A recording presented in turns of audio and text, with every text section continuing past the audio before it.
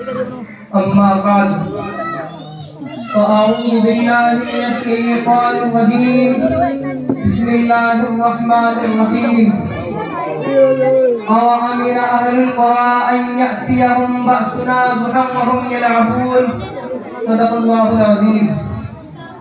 مقتل کی طرف کب چلتے ہیں اے موت تیرے لب چوم کے ہم مقتل کی طرف کب چلتے ہیں اے موت تیرے لب چوم کے ہم لے جام سعادت پیتے ہیں ساقی کی ادا کے جھوم کے ہم سمع یقی کے پروانے شولوں سے محبت کرتے ہیں ہم سمع یقی کے پروانے شولوں سے محبت کرتے ہیں عزیز ہمارے رام سے ہٹ ہم موت کی عزت کرتے ہیں عزیز طالب علم بھائیوں اور برادران اسلام یوں تو مسلمانوں کی تاریخ مشکلات و مسائل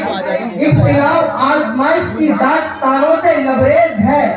مسلمانوں کے خلاف نفرت و عداوت اور ظلم و ستم اور مصائب و آلام کا سلسلہ آزادی کے بعد سے جاری ہے جن مسلمانوں نے تحریک جنگ آزادی میں اپنے لہو سے مادر وطن کی پیاس بجھائی جیل کی کوٹریوں اور پھانسی کے تختوں تک آزادی کا نعرہ بلند کیا جن مسلمانوں نے اپنی 700 سالہ تاریخ میں ہندوستان کو دولت و ثروت سے مالا مال کر دیا تھا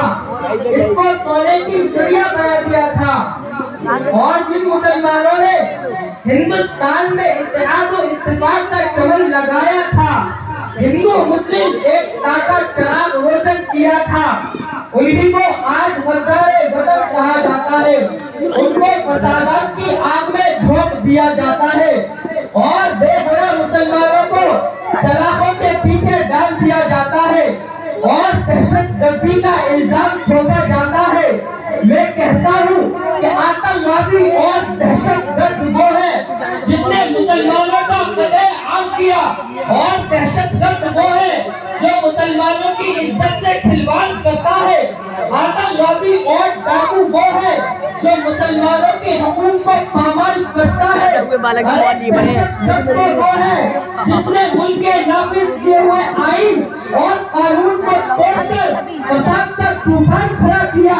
کیا ملا ہمیں آزادی کے بعد گجرات کے جلتے ہوئے مکانات امرتسر کے جلتے گروہات اور جمشید پور کی جلتی تڑپتی لاشیں اور حیدرآباد کی خونریزی اور مظفر نگر کا دل دہلا دینے والا حادثہ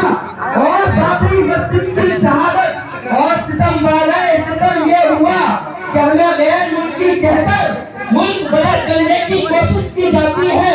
ارے یاد کرو اس وقت کو جب تم انگریزوں کی جوتیاں صاف کر رہے تھے اور غلامی کا توق تمہاری گردن پہ پڑا ہوا تھا اور یہ ملک ہندوستان آزادی کے لیے ترس رہا تھا اس وقت اس ملک کی گود میں پرورش پانے والا کوئی مائیکا لال اتنی جرأت نہیں کر سکتا تھا جو انگریز کی حکومت کو للکار سکے اور دنیا کی سپر پاور طاقت کا مقابلہ کرنے کے لیے آواز اٹھا سکے دیکھو ہماری بیوہ کی وہ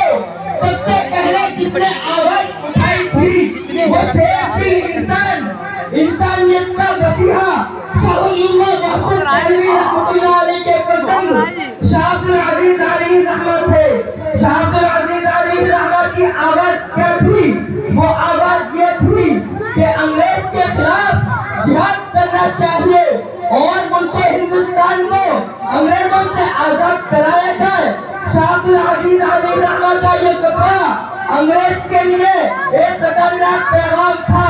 جس نے انگریزوں کو بے چین کر دیا تھا اسی آواز کے سہارے علماء ہند اور خاص طور سے علماء دیوبند سر پر کفن باندھ کر انگریز کی حکومت کو ختم کرنے کے لیے میدان میں نکل پڑے پھر تاریخ نے دیکھا کہ علماء کو توپ کے منہ پر باندھ کر مولا داغ دیا گیا رب کعبہ کی قسم علماء کرام کے گوشت کے لوتھڑے اڑ گئے اور فضائے آسمانی خون سے رنگین ہو گئی اور یہ بھی ہوا علماء کرام کے جسموں کو تابے سے داغا گیا ہاں علماء کرام کے جسموں کو سوروں کی کھالوں میں بند کر کے جلتے ہوئے تنوروں میں یہ بھی دیکھا کہ علماء کرام کو ہاتھیوں پر کھڑا کر کے درختوں سے باندھ کر ہاتھیوں پر چلا دیا گیا۔ لاہور کی شاہی مسجد کے صحن میں انگریز نے پھانسی کا پھندا بنا دیا تھا اور ایک دن میں 80 علماء کرام کو پھانسی دی جاتی تھی، اور یہ بھی ہوا علماء کرام کے جسموں کو پوریوں میں بند کر کے دریا میں ڈال دیا جاتا اور اوپر سے گولیوں کا نشانہ بنایا جاتا۔ تاریخ شہادت دیتی ہے کہ دریا کا پانی علماء کرام کے خون سے سرخ ہو چکا تھا، مگر کسی عالم نے نہ تو انگریز کے سامنے گردن جھکائی اور نہ ہی انگریز کے سامنے گردن جھکائی۔ کھلونا سمجھ کر نہ برباد کرنا کہ ہم بھی کسی کے بنائے ہوئے ہیں۔ کھلونا سمجھ کر نہ برباد کرنا کہ ہم بھی کسی کے بنائے ہوئے ہیں۔ فرنگی کی فوجوں میں حرمت کے فتوے سرے دار چڑھ کر بگائے ہوئے ہیں۔ فرنگی کی فوجوں میں حرمت کے فتوے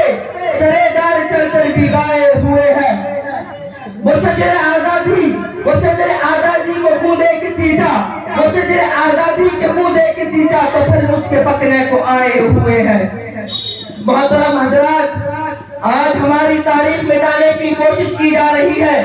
اور جنگ آزادی کی تاریخ سے مسلمانوں کا نام نکالا جا رہا ہے، اور ستم بالائے ستم یہ ہوا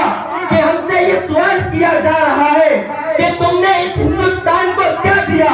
اے محبان وطن، جاؤ ہمالیہ کی بلندی سے پوچھو، گنگا کی گہرائی سے معلوم کرو، سرزمین ہند کی شادابی سے پوچھو، تاج محل کی فلک بوس عمارت سے پوچھو، قطب مینار سے معلوم کرو، لال قلعہ اور جامع مسجد کی طرف دیوار سے پوچھو، یہ سب کے سب ہماری عظمت کی گواہی دیں گے۔ ہندوستان کا چپا چپا اس پر شاہد ہے کہ ہندوستان کے انصاف پر دانشوروں ہمیں بتلاؤ کہ ہندوستان کو قطب مینار کی بلندی کس نے تاج دی، جامع مسجد کی پرشکوہ عمارت کس نے دی، لال قلعہ کی عظمت کس نے دی، تاج محل کی رہنمائی کس نے عطا کی؟ 100 بار سوارا ہے ہم نے اس ملک کے گیسوے پر ہم کو، 100 بار سوارا ہے ہم نے اس ملک کے گیسوے پر ہم کو، یہ اہل جنوب بتلائے کہ کیا ہم نے دیا ہے عالم کو۔ وآخر دعوانا الحمدللہ رب العالمین۔